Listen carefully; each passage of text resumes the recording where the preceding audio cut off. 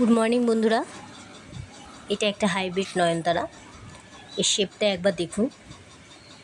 এরকম শেপ যদি আপনারা আনতে চান তাহলে কিন্তু অবশ্যই ছোট থেকেই একে পিঞ্চিং করে করে এরকম শেপে আনা যায়। আমি ছোট থাকতে একে পিঞ্চিং করে করে এরকম ঝাঁকড়া করে তুলেছি। আর দেখুন, এটা একটা 6 ইঞ্চি টবে বসানো আছে। এগুলোকে আমি দুদিন আগে পিঞ্চিং করেছি, তাই এর মধ্যে সেরকম একটা ফুল নেই। দেখুন, প্রত্যেকটা ডাল থেকে দুটো করে ব্রাঞ্চ বেরিয়েছে। দেখুন, এগুলোকে আবার আমি পিঞ্চিং করে দেবো। এর মধ্যে দিয়ে আরও সুন্দর ডাল বেরাবে আর দেখতে আরও সুন্দর হবে। এটা আমি দুদিন আগে করেছি পিঞ্চিং। আর এটা হচ্ছে আমার একটা দেশি ভ্যারাইটি নয়নতারা। একেও আমি পিঞ্চিং করে করে দেখুন একটা সুন্দর শেপে নিয়ে এসেছি।